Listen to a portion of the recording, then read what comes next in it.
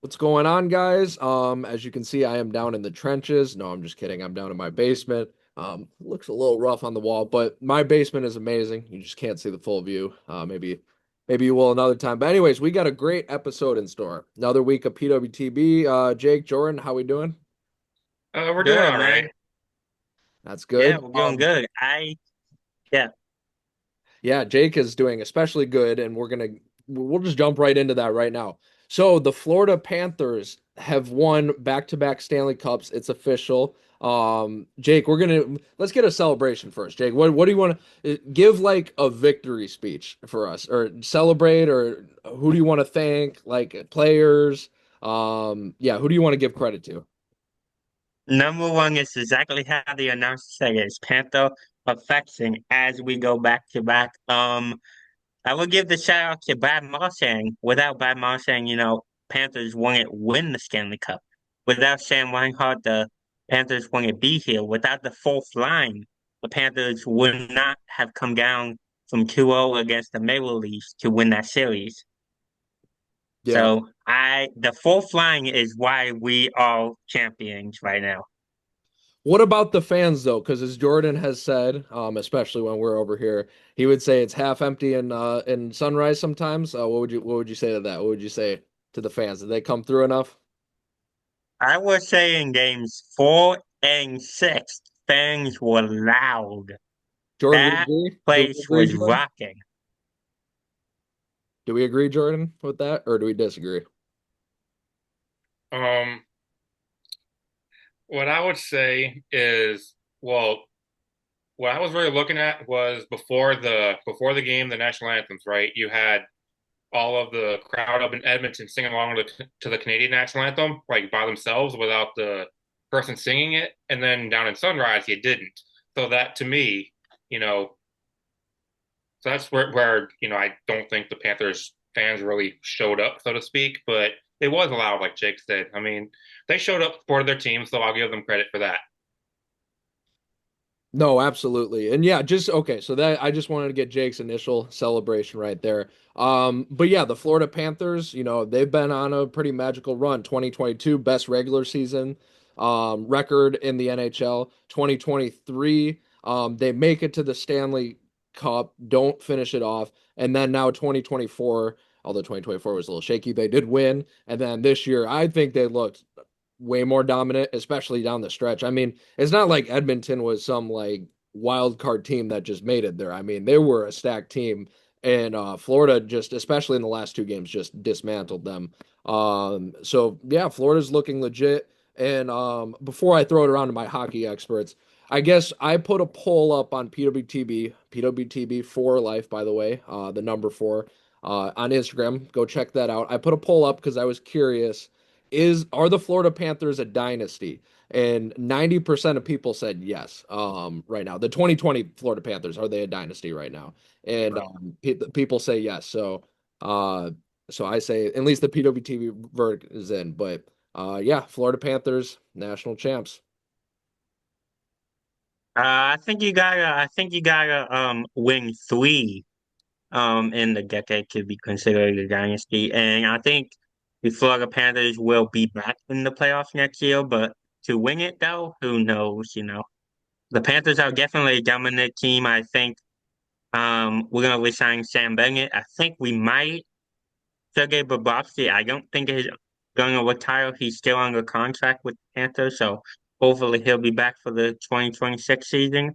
I think Brad Marchand, even though there's a lot of speculation of him actually going to the Maple Leafs, I don't think there's any truth to that. So hopefully he'll be back with Florida as well. And Florida's going to have most of the same players from this year's run. Hopefully they can make a run in 2026.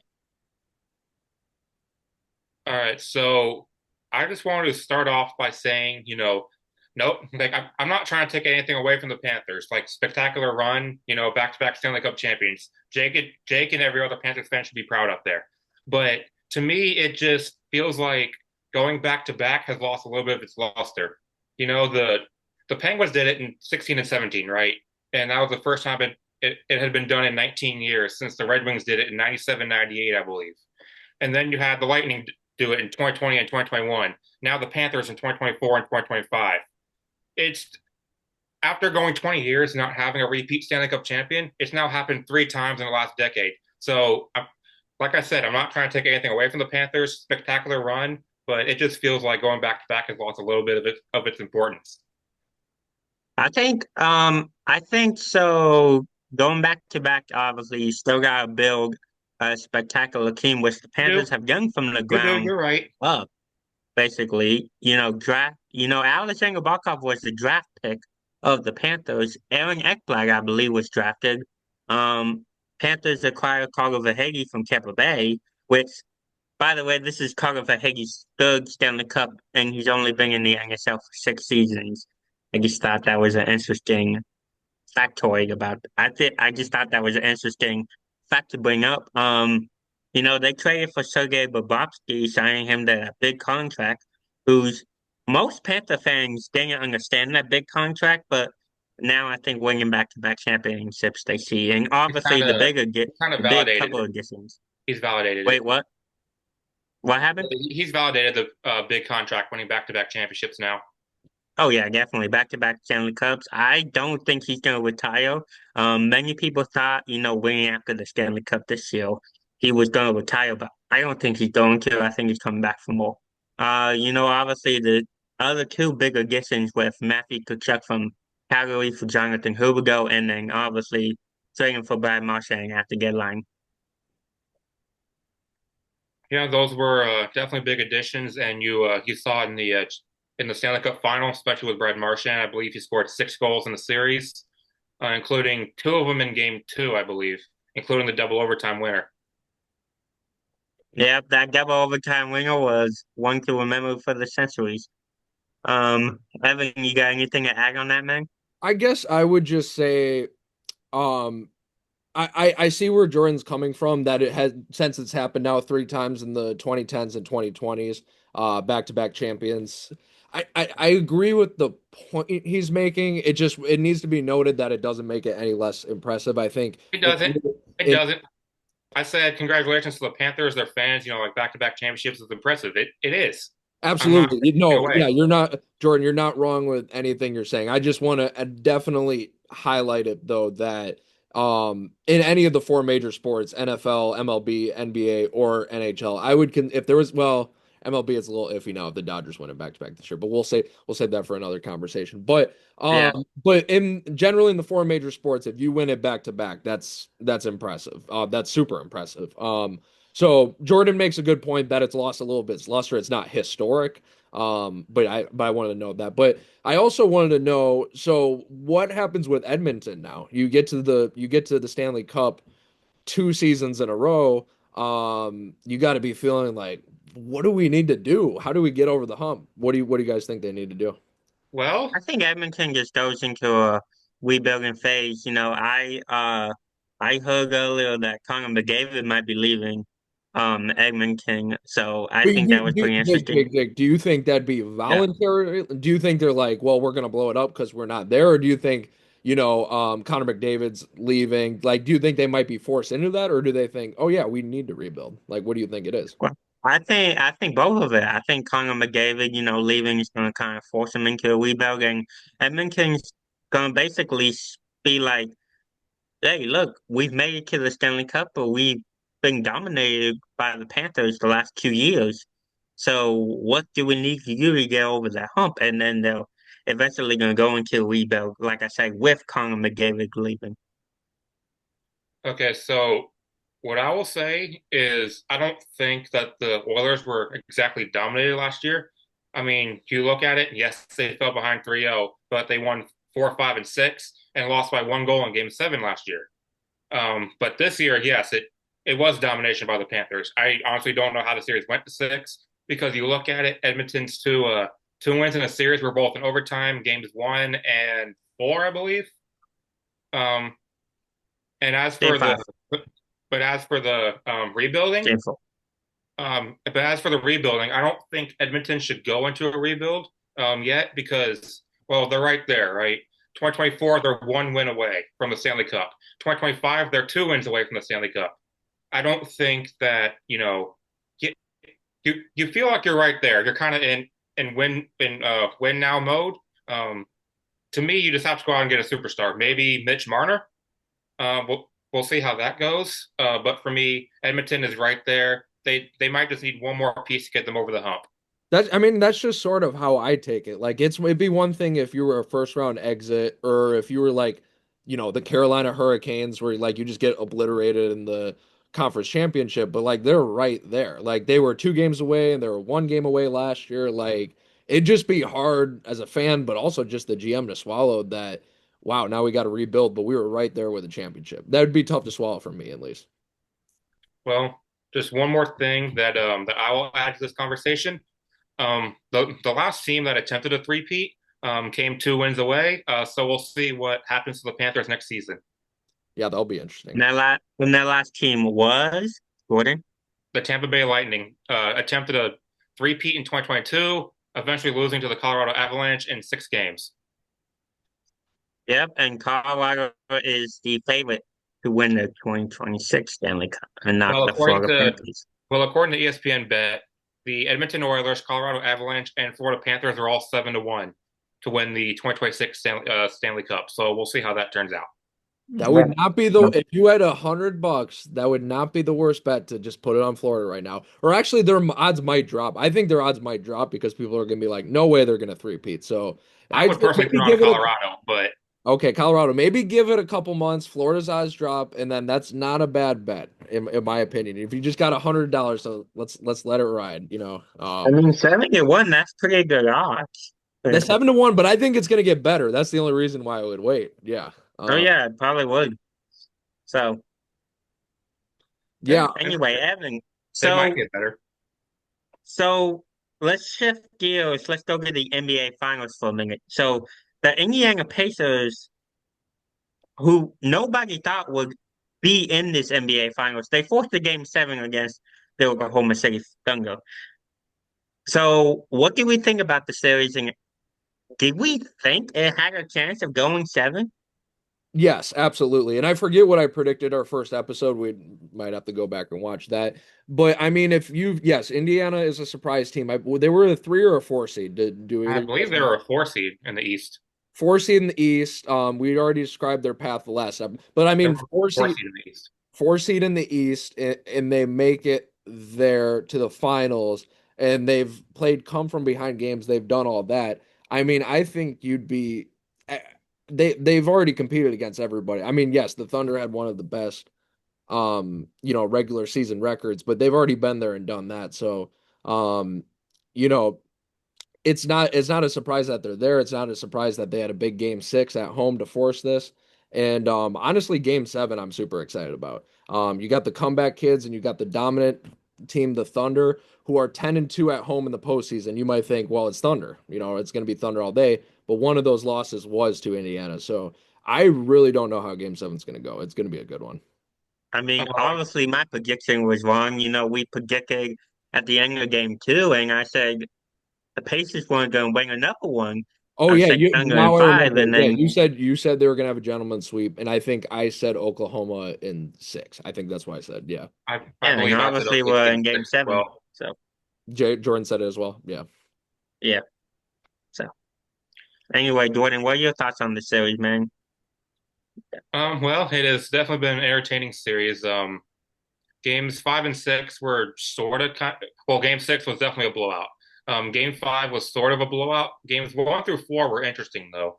Um, and yes, Indiana, 4 seed in the East. Not a lot of people thought they'd be here, right? They go take out the first seed, the Cavaliers in the second round, and then go take down the mighty New York Knicks in the Eastern Conference Final.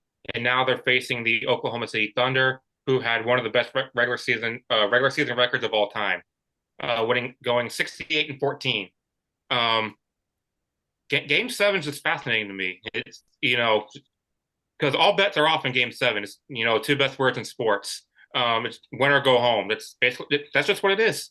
Because I feel like we're at this point and where Indiana's run in the playoffs where if they go down 10-15, I feel like the teams like I know it's game 7 in the NBA finals. I feel like we're at the point it's like, oh, we're down 10-15, no big deal. We're gonna go on a run and we're gonna come back, like so no, it's gonna be and again, not the hugest NBA fan, not the biggest follower, but I'm excited for Game 7. I think that's going to be a fantastic game. But who stands out as like the key players that are going to make a difference in this? Like obviously Tyrese Halliburton on the Pacers. They're going to need him big time. But anyone else stands out to you guys?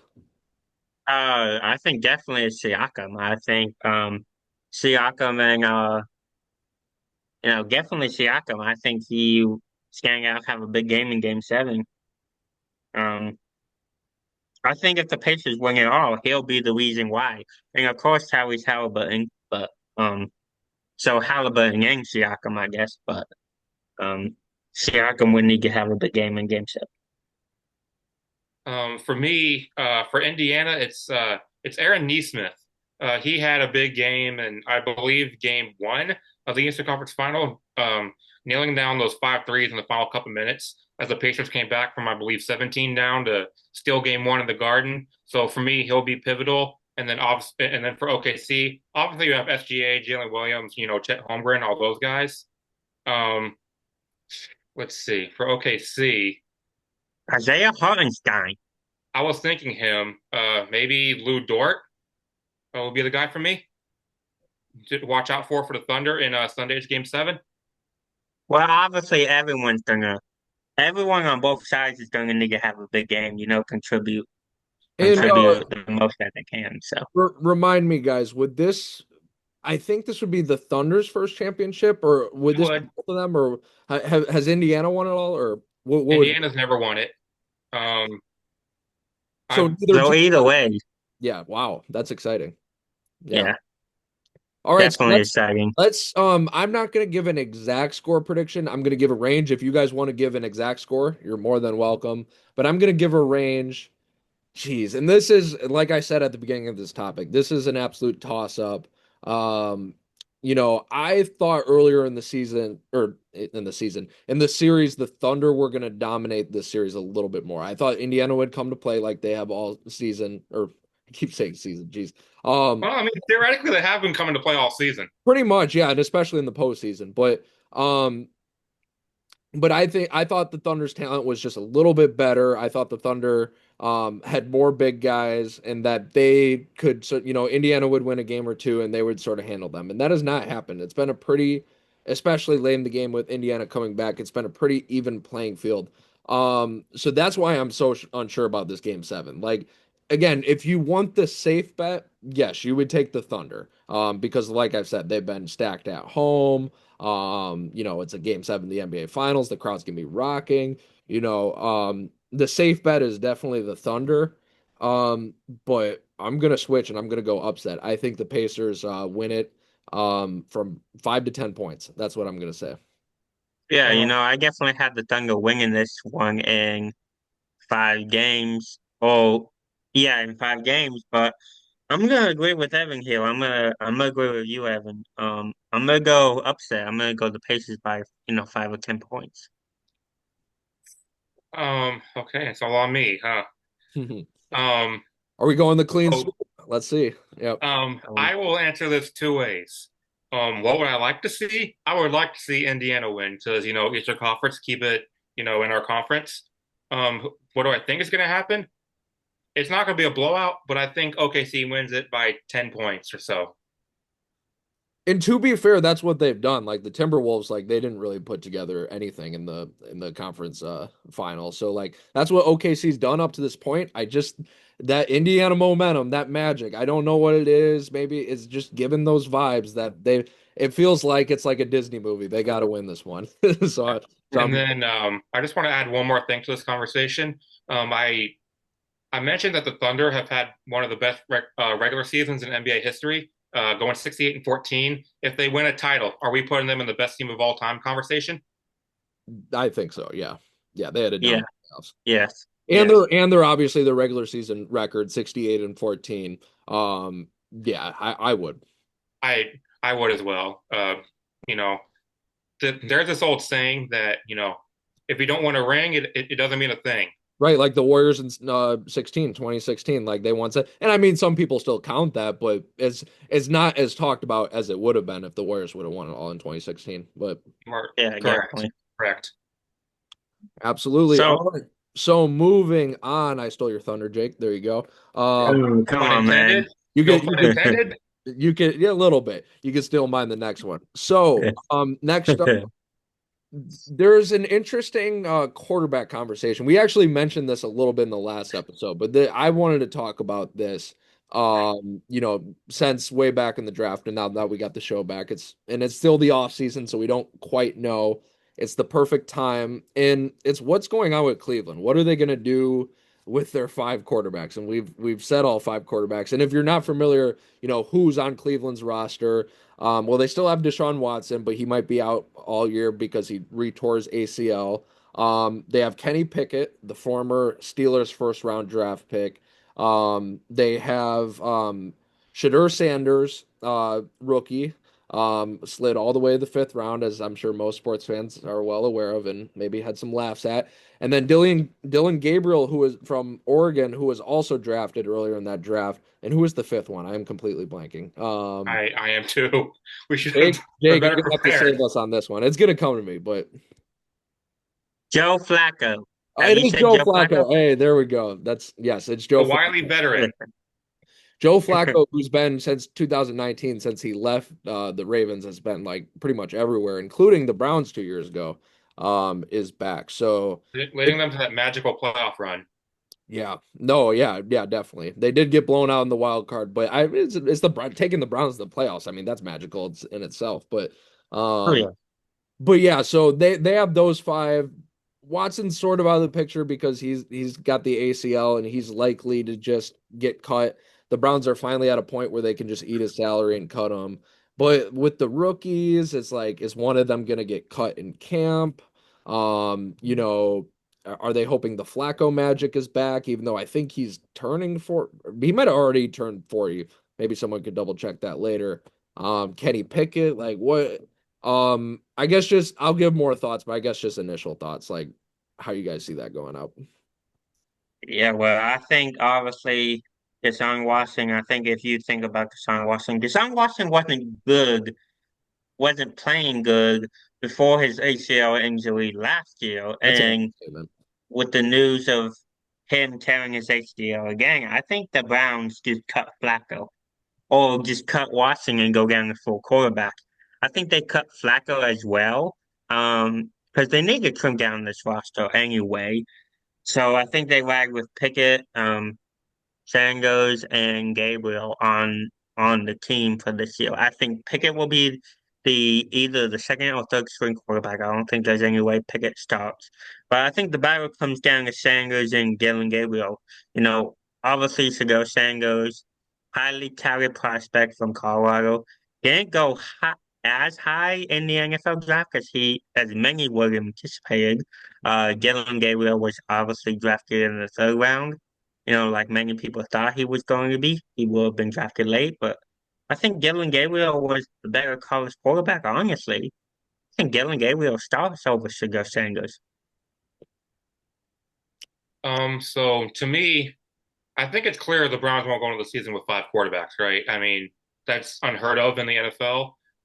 So I think Deshaun Watson will be cut, Joe Flacco as well, and like Jake said, the three quarterbacks on the roster will be Sanders, Gabriel, and who are we? Sanders, Gabriel, Kenny Kenny Pickett, Pickett. Yeah, Flacco. Pickett, Yeah, Pickett. yeah, Thank you, Kenny Pickett. Yeah, thank you. I know he's Um, sort of irrelevant, but we got to yeah, remember. Yeah. sorry to Kenny if you're Now he watching this. wasn't Mr. Um, Irrelevant. That goes to Brock Purdy. you can go beat Evan. That's fine. Yeah. Um, Hey, I mean, he can play better if he wants. Okay, so what I would say to this is I agree with most of what you're saying. I'm surprised about the Flacco hate though. Not the Flacco hate, but like you guys think yeah, he's we're the not odd. hating on him. Yeah. You guys think he's the odd man out. I think you're right about Watson. Watson's sort of a non-factor. They need the PR team and is just bad enough around him and he's just not playing. He was literally the worst quarterback in the league last year while he was playing. So they're gonna get rid of him. So it brings it down to four. You guys are also right that they're probably not gonna have four. Well, no, they definitely will not have four quarterbacks going into the season.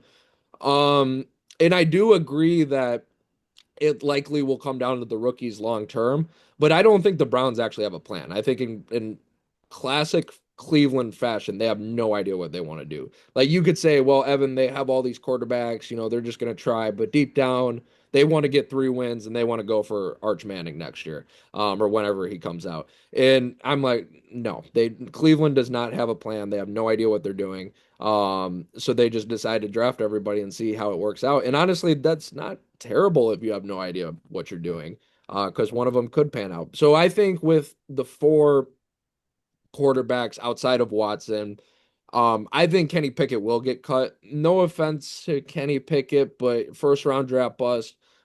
He's good enough to be a backup, but he out of the other three, there's really no promise with him. Flacco, you had the playoff run 2 years ago. You have two rookies who are unknown qualities. Kenny Pickett seems like the odd man out.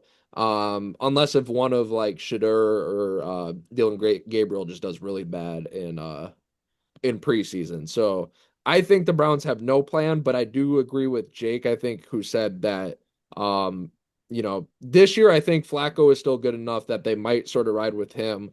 But then after that, I think they're sort of banking on one of Shadur or Dylan Gabriel being serviceable, which I don't know if they will. And I just want to add last thing that Sanders was definitely not their plan. And that if he was their plan, he would have been gone in the second round. He was not their plan at all to take him in the fifth. Yeah, I definitely think that, like Evan said, if he was the Browns' plan, that he would have been taken earlier. I think what happened with the Browns was, they were drafting, and he was just sitting there in the fifth round. So they're like, oh, well, why not? And also to Evan's point of, the Browns don't really have a plan. Just look at all the starting quarterbacks they've had in the last few years, right? I believe there's like 15 starting quarterbacks since Right. like 2010 or something. Yeah, I mean in 2000 I saw a t-shirt like of all the Browns quarterbacks like on a t-shirt and it's like 40 something quarterbacks. All right, I don't know if people can see the name, but Jake changed his name to J Doggy Dog. So I want J Doggy Dog to weigh in on the dogs. Okay, hang on. Come on. Hey, I Okay, so well, I get that from is Jordan always goes around the house being like, I want to be called Jake Doggy Dog, and everybody says that nobody calls him that. That's where that comes from. Okay, I get that for Jordan. All right, well, Jay Doggy Dog, I want you to weigh in on another dog. As we're gonna stay with Cleveland and we're gonna talk a little bit more about Shadur Sanders. He has been caught. It's not been a good June. It was not a good April for him, as we just talked about. Going from maybe being number two overall to the fifth round, drafted behind tons of quarterbacks. But now he's also getting caught speeding. He's getting caught in his first incident, he was going 91 and a 65. And then later on, I think just a couple days ago, he was going 101 and a 60. And I'm gonna give my quick thoughts on this and then throw it around. Because I see it as pretty simple. Um, Shadur Sanders comes from a very rich family. I think, with that, you're a little bit more risky. Like I know some retired guys who like say like, "Oh yeah, I was just going 90 miles an hour and the cop just gave me another ticket, another $100, but I made like 150K all my career. I could just add it to the list. I'll pay it off, right?" And he's just going 10 or 15 miles over 20 or whatever, right? Like he's minding his own business, he's doing his own thing. So when you live in a family with wealth, with money, right? You get away with some things that other people can't do. I don't really want to lose $200 on a ticket right now, based where I am. I would like that lifestyle, but so my point with this is 91 and a 65, 26 over. Yeah, that's pretty fast, right?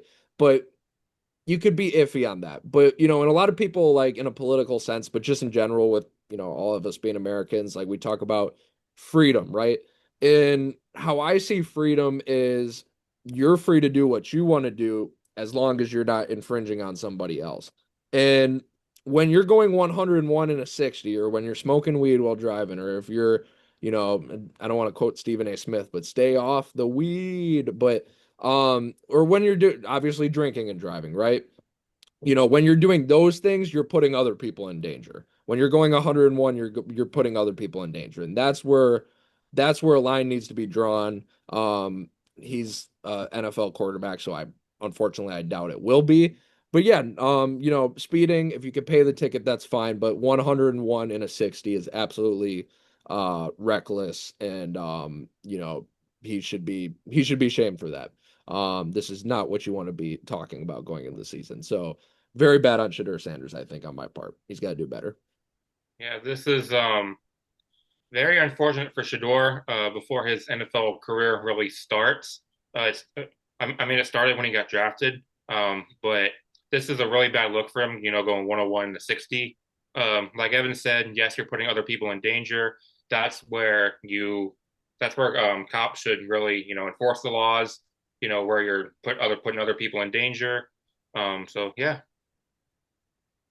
J Dog, you Yeah, I got to think weigh in. obviously, I think there was an obvious thing that will that the Cleveland Browns are going to do, and that's to discipline him. I don't care if he comes from a rich family or if his dad is Deion Sanders, NFL legend.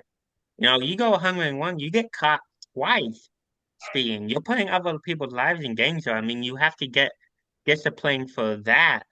And I think Browns need to discipline him for that because obviously going 101 is not okay.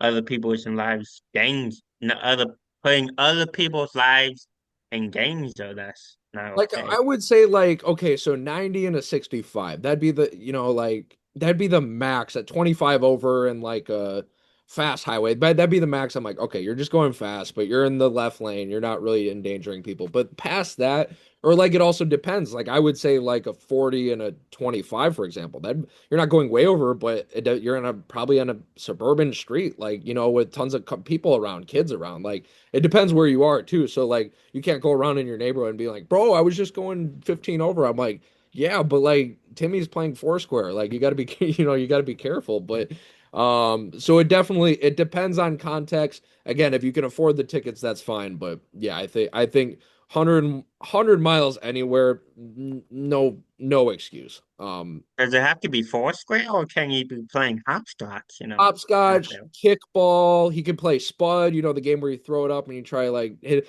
Wow, I got to remember all those games. Yeah, but you do. Maybe playing some spike ball. Yeah, but you do not want to ruin those kids' fun. Absolutely not, because you can't stop playing Mario Kart in real life. You do not want to ruin their fun.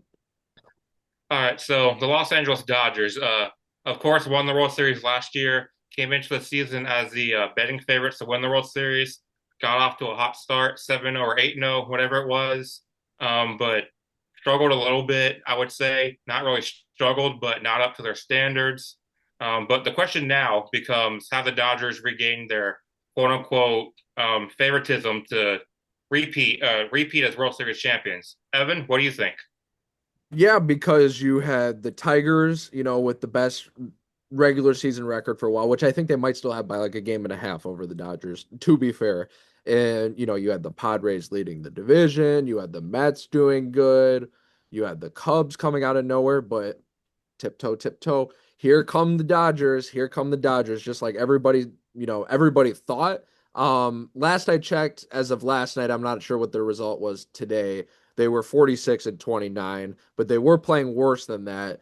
They've been winning a little bit more. I think they play Washington this weekend series. They'll be, Washington's been on a complete slide. They got swept by the Marlins, which just signifies their slide. So the Dodgers should have a fairly easy series again, and they're getting close to 50 wins and they're getting close to their stride. And I haven't been wanting this. I want to see more teams beat up on the Dodgers, but we need to give credit where it's due, even though they can be annoying, right? But like we need to give credit where it's due. You got Freddie Freeman still with over a 900 OPS. You have Will Smith, who the catcher, who might be their all-around best hitter right now. He's batting like 320 with over a 900 OPS. You have Hai Sung Kim, you have Andy Pages, even in like the 7 hole, the 9 hole, like day in and day out, batting close to 300. So the lineup is stacked. You have Emmett Sheehan pitching pretty well. I think he has like a 2.2 ERA in a lot of starts for the Dodgers, like 12 starts. Kershaw, old man Clayton Kershaw is still looking good. Yamamoto obviously is dominant. Shohei Ohtani is Shohei Ohtani at the batting least. Pitching wise, we saw the other night that didn't go so well. Hopefully he can get back on. But the Dodgers are stacked, and that's what I'm saying. Like the Tigers is a good story, or they are a good story. Proper English, Evan. You know the Cubs are a good story. They've got some good bats, and those are going to be contenders. I'm not trying to gloss over that. Even the Mets, are going to be really good. But there is no team as stacked in and out of the lineup as the Dodgers. And I say here come the Dodgers. I think they're the favorites once again to win it all, at least at the current moment. If you were to ask me who is the strongest team in the MLB and who's the favorites to win it all, Dodgers for both questions.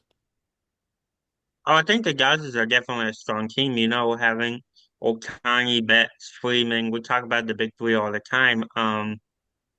We talk about we talk about their lineup all the time. Obviously Will Smith and Teoscar Hernandez, they have been contributing a bunch to the lineup, the offense. Obviously the pitching too. The defense is really good.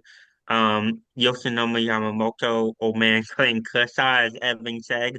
I like that. Clayton Kershaw pitches tonight actually against the Washington Nationals, so we'll see how that game goes. Yeah, I agree with Evan. I think the Dodgers are the favorite to win the whole thing again.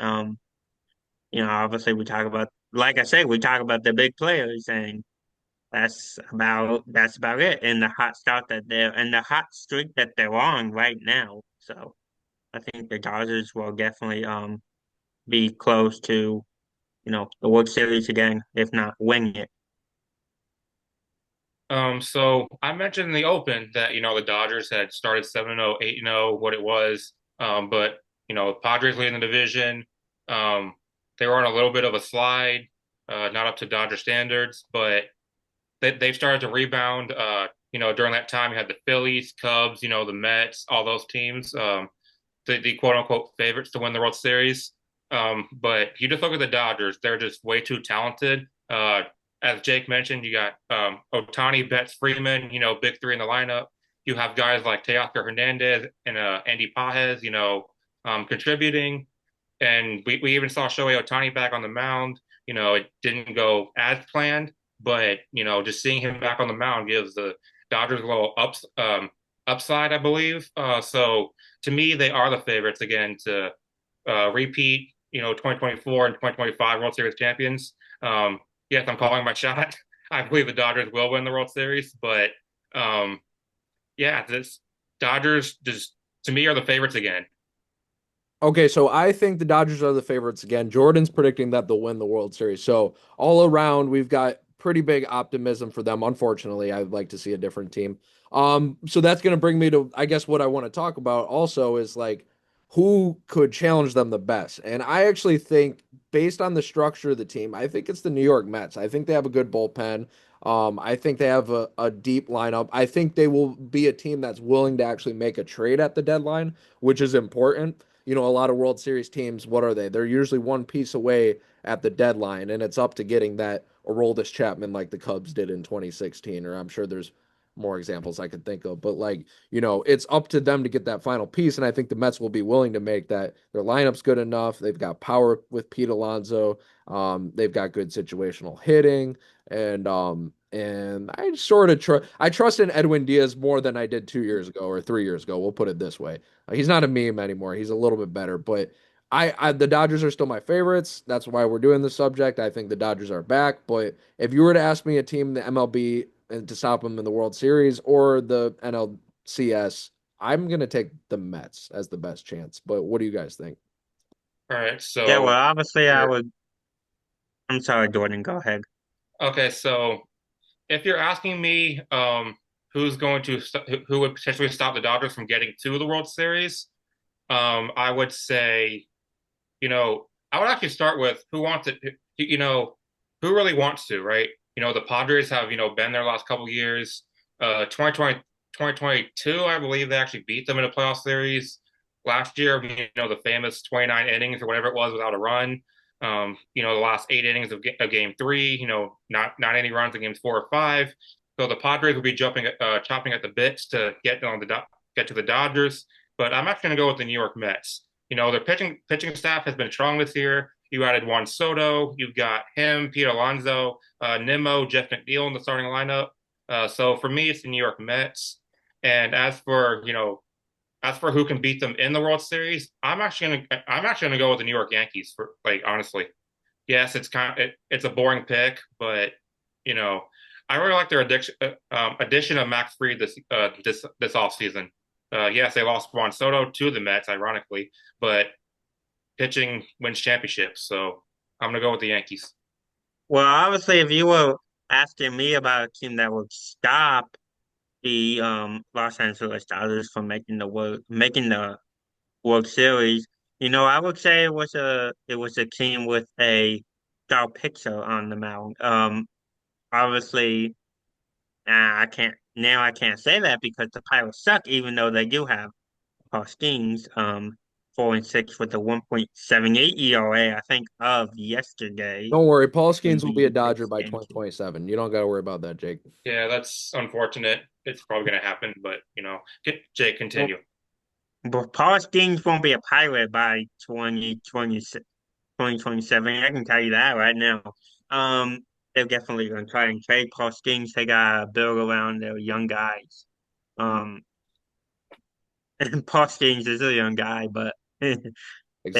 they gotta do something because they're wasting his best years by not getting him one support. So they gotta do something. Um, no, but I think if a team can beat the Dodgers in the World Series from the AL, I would say it's the Detroit Tigers. Tigers have a great lineup, especially headlined by Spencer Torkelson at the top of that lineup, and believe it or not, Javier Baez. And then they obviously got a great pitching staff, headlined by Tarek Struble. Sawyer Gibson Long, has obviously pitched well. Montero has obviously pitched well. Just all around, the Tigers, I think, are a pretty good team. The Tigers have the best shot Yeah, being the guys in the World Jake's bought Series. into the Kool-Aid of the Tigers, but I will say though, pitching matters in October, and the Tigers do have some very good pitchers. So that's what matters. And I do want to throw in one more because Jordan mentioned this is that the Padres beat the Dodgers in the playoffs a couple years ago. Then the Diamondbacks swept them in 2023.